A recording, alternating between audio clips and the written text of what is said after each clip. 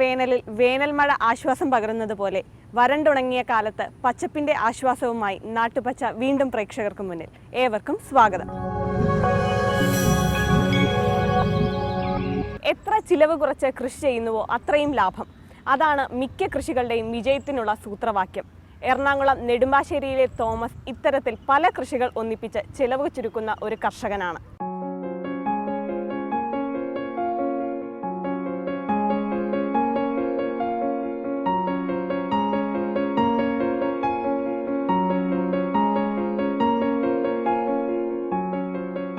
നെടുമ്പാശ്ശേരിയിലെ Thomas ചേട്ടൻ ഒരു സാധാരണ കർഷകനാണ്. ശാസ്ത്രീയമായ പാഠങ്ങളെയോ നൂതനമായ സാങ്കേതികതയോ ഒന്നും ആശ്രയിച്ചല്ല കൃഷിജീവിതം. നാട്ടറിവുകളും നാടൻ ശൈലികളുമാണ് കൃഷിക്ക് തുണ. ഒരുപക്ഷെ നമുക്കിടയിലെ ഭൂരിപക്ഷം കർഷകരുടെയും പ്രതിനിധിയാണ് തോമസ്. ആടുവളർത്തലാണ് തോമസ് ചേട്ടന്റെ കൃഷിപ്പണികളുടെ അടിസ്ഥാനം. ആടുകൾ ഇദ്ദേഹത്തിന് സ്വന്തക്കാരാണ്. പാണ്ടി പാണ്ടി പാണ്ടി വേണേ പാണ്ടി മാളോ മാളോ മാളോ വാ ഇങ്ങോട്ട് ഇരിക്കുന്നേ മാളോ വാ. വീട്ടിനടുത്തെ 2 ഷെഡുകളിലായാണ് ആടുകളെ പാർപ്പിച്ചിരിക്കുന്നത്. ടാർപോളിൻ മേഞ്ഞ ചെറിയ ഷെഡുകൾ. തടികൊണ്ട് തറ പണിതുയർത്തി. 40-ലധികം ആടുകൾക്ക് ഇതാണ് താവളം. 50-ലധികം ആടുകൾ ഇവിടെ വളർന്നിട്ടുണ്ട്. പ്രസവ വാർഡ് വേറെയാണ് ഒരുക്കിയിരിക്കുന്നത്. ഈ പ്രസവിക്കുമ്പോൾ ഒക്കെ ഇതിൽ കയറ്റും. അപ്പോൾ പിന്നെ എന്ന് പറഞ്ഞാൽ നമുക്ക് ലൈറ്റിട്ട് നോട്ടവും കിട്ടും. ഈ കുഞ്ഞുങ്ങളല്ലെന്നുണ്ടെങ്കിൽ ഇതിൻ്റെ വെടവിൽ പോകില്ല, അവിടെ ആയാലും വെടവിൽ പോകും. അപ്പോൾ എന്നിട്ട് നമ്മൾ പലയിട്ട് കൊടുക്കും. പലയിട്ട് കൊടുത്ത് സംഗതി പ്രസവിക്കുമ്പോൾ ചിലപ്പോൾ 4, 3, 4 ഒക്കെ എന്ന് പറഞ്ഞാൽ ഓരോ ദിവസം ഒന്നും പിറ്റേ ദിവസമൊക്കെ ആയിട്ട് പ്രസവിക്കും. അപ്പോൾ പ്രസവിക്കുമ്പോൾ ഒക്കെ ഏതാണ്ട് 10-15 ദിവസത്തേക്ക് അതിൽ കയറ്റും. ആടുവളർത്തലിൽ ഏതാണ്ടൊരു ചെലവില്ലാ കൃഷിരീതിയാണ് തോമസ് ചേട്ടൻ്റേത്.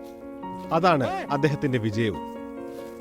റോഡിനോട് ചേർന്ന് കിടക്കുന്ന തുറന്ന സ്ഥലത്തിലേക്ക് ആടുകളെ മേയാൻ വിടും.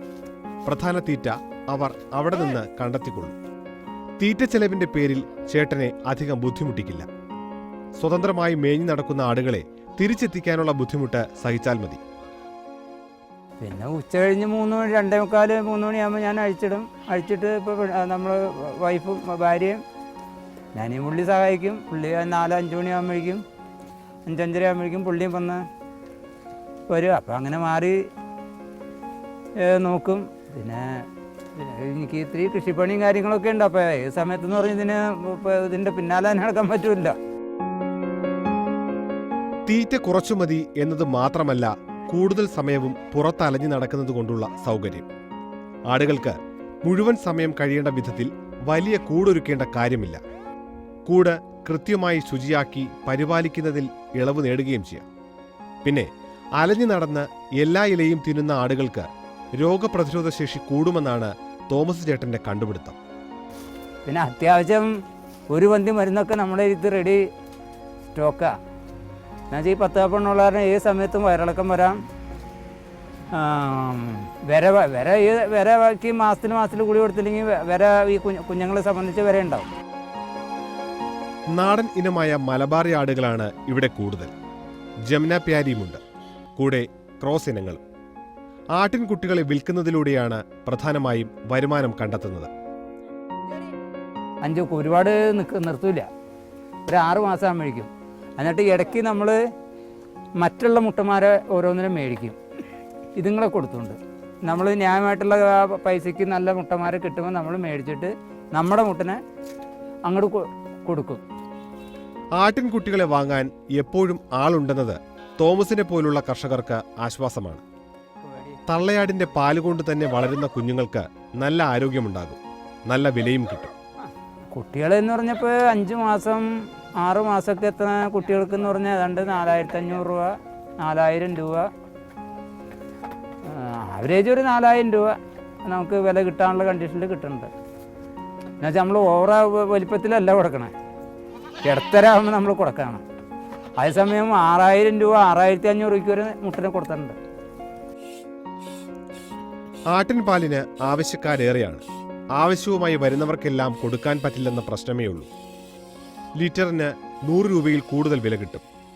ദിവസം 3 ലിറ്ററിനടുത്ത് പാൽ പുറത്തു കൊടുക്കാൻ കഴിയും. കറവയും നോട്ടവുമെല്ലാം സ്വയം ചെയ്യുമെന്നതിനാൽ പണിക്കൂലിയും ലാഭം. എവിടെയാ പൊട്ടു? പൊട്ടു സ്വന്തമായി കണ്ടെത്തുന്ന തീറ്റയ്ക്ക് പുറമെ ആടുകൾക്ക് ചെറിയ അളവിൽ കൈത്തീറ്റയും നൽകും. ധാന്യപ്പൊടികൾ ചേർത്ത മിശ്രിതമാണ് മുഖ്യ ഭക്ഷ്യ ഇനം. ആട്ടിൻ കാഷ്ടം ഇവിടെ വെറും മാലിന്യമല്ല. വീട്ടിലെ ബയോഗ്യാസ് പ്ലാന്റിന്റെ ഇന്ധനം ഈ കാഷ്ടമാണ്. 4 കൊല്ലമായി അടുക്കളയിൽ തീ പുകയുന്നത് ഈ പ്ലാന്റ് കാരണമാണ്.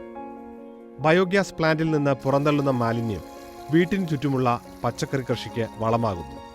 വെള്ളരിയും പയറും കുമ്പളവും മത്തനുമൊക്കെ നന്നായി ഫലം തരുന്നതിന് കാരണം മറ്റൊന്നല്ല. ഫുള്ളായിട്ട് വേസ്റ്റ് അതിൻ്റെ ഇത് ഇടാനായിട്ടുള്ള കുഴിയിടത്. അപ്പോൾ കോരിയിട്ടിടുന്ന് പറഞ്ഞാൽ അതിൽ ചവറും അതിൽ കിട്ടുന്ന സാധനം ഇട്ട് നമ്മൾ ജൈവവളമായിട്ട് ഉപയോഗിക്കണം. ആട്ടിൻ മാലിന്യത്തിന്റെ ഈ പ്രാധാന്യം കൊണ്ടാണ് പാല് കറന്നെടുക്കുന്ന അത്രയും താല്പര്യം കാഷ്ടം ശേഖരിക്കുന്നതിലും തോമസ് കാണിക്കുന്നത്. സുഹൃത്തുക്കളായ പല കർഷകരും ആട്ടിൻ വളം തേടി വരാറുണ്ട്. സ്വന്തം കൃഷിയിടത്തിലേക്കുള്ള ആവശ്യം കഴിഞ്ഞാൽ അവർക്കും നൽകുന്നതിൽ സന്തോഷമേ ഉള്ളൂ. ബയോഗ്യാസിൻ്റെ വേസ്റ്റ് ഉണ്ടല്ലോ, ആ വേസ്റ്റും ഇതും കൂടെയും കൊണ്ടിട്ടുണ്ടെങ്കിൽ ജൈവവളം എന്ന് പറഞ്ഞാൽ ഒറിജിനൽ ജൈവവളമാണ്. ഇപ്പോൾ മുളകും തൈയൊക്കെ ഇവിടെ ഉണ്ടായിട്ടുണ്ടെങ്കിൽ എന്തോരം നമ്മൾ ഈ ഉണ്ടമുളക് കാന്താരിയൊക്കെ എന്ന് പറഞ്ഞാൽ എപ്പോഴും എല്ലാം പോയുള്ളൂ, എന്നാലും വെച്ച് പിടിപ്പിച്ചിട്ടുണ്ട്. എന്നിട്ടൊക്കെ എന്ന് പറഞ്ഞാൽ നിന്ന് കുലച്ച് ഇഷ്ടം പോലെ മുളകുണ്ടാവും. അവിടെ എപ്പോഴും ആ കൊടികൾ തെപ്പുണ്ട്. വാഴകൃഷിയാണ് പ്രധാനമായുള്ളത്. ഏത്തന്റെ 1000-ലധികം കന്നുകൾ നട്ടുപിടിപ്പിച്ചിട്ടുണ്ട്. ഞാലിപ്പൂവനും റോബസ്റ്റും വേറെയുണ്ട്. വാഴയിനങ്ങൾ വിപണിക്കും കാലാവസ്ഥയ്ക്കുമനുസരിച്ച് ഇടയ്ക്ക് മാറ്റുകയും ചെയ്യും. ഇനി ഞാലിപ്പൂവൻ ഇവിടെ സ്ഥിരം കൃഷി ചെയ്തിട്ട് ഈ ഒരുപാട് കണ്ണ് പൊട്ടണം. അപ്പോൾ കണ്ണ് പിരിച്ചു മാറ്റാനായിട്ടെന്ന് പറഞ്ഞാൽ സംഗതി ഭയങ്കര പാട്.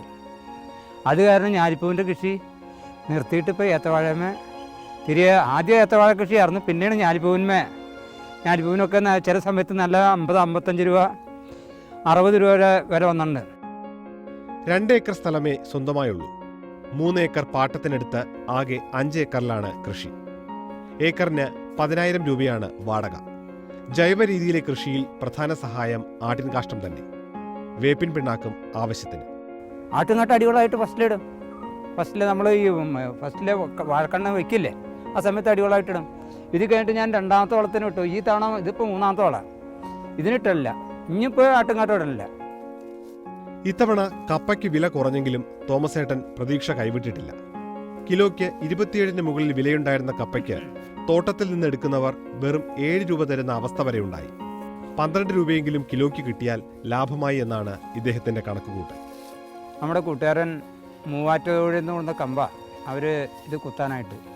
അപ്പോൾ ഇത് 8 മാസക്കുള്ള 6 മാസമല്ല 8 മാസക്കുള്ളി, അതായത് കൊട്ടാരക്കര. ശരിക്കും പറഞ്ഞാൽ കൊട്ടാരക്കരയാണ്.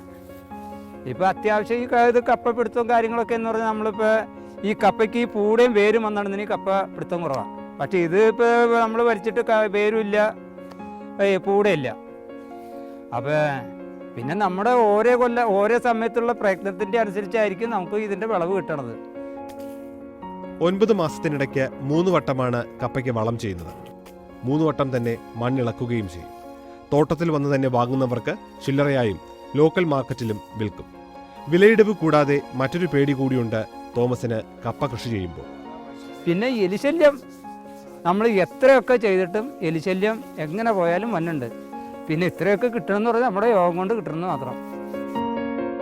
കൃഷിപ്പണിയിൽ നിന്ന് അമിതമായ ലാഭമുണ്ടാക്കുന്നയാളല്ല തോമസ്. അമിത മോഹങ്ങളുമില്ല. ഈ രംഗത്തെ പല കയറ്റിറക്കങ്ങളും കണ്ടിട്ടുമുണ്ട്. തന്റെ വിജയത്തിനും ശുഭപ്രതീക്ഷകൾക്കും കാരണമെന്തെന്ന് ചോദിച്ചാൽ മൃഗസംരക്ഷണവും കൃഷിയും കൈകോർത്തു കൊണ്ടുപോകുന്നത് തന്നെയാണെന്ന് ഇദ്ദേഹം അടിവരയിടും.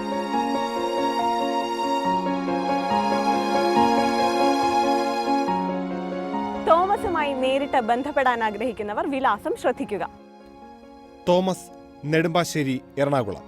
ഫോൺ നമ്പർ 0484 260096 നമ്പർ ഒരിക്കൽ കൂടി 0484 260096. നാട്ടുപച്ചയുടെ ഇന്നത്തെ സമയം ഇവിടെ പൂർത്തിയാകുന്നു. നാട്ടുപച്ചയുടെ മുൻപുള്ള എപ്പിസോഡുകൾ manorama.com-ലും യൂട്യൂബിലും ലഭ്യമാണ്. നാട്ടുപച്ചയെക്കുറിച്ചുള്ള പ്രേക്ഷകരുടെ അഭിപ്രായങ്ങൾ അറിയാൻ ഞങ്ങൾക്ക് താല്പര്യമുണ്ട്. അഭിപ്രായങ്ങൾ അറിയിക്കേണ്ട വിലാസം: the producer, Nattupacha, Manorama news, Aroor, Alappuzha. വീണ്ടും കാണും വരെ നന്ദി, നമസ്കാരം.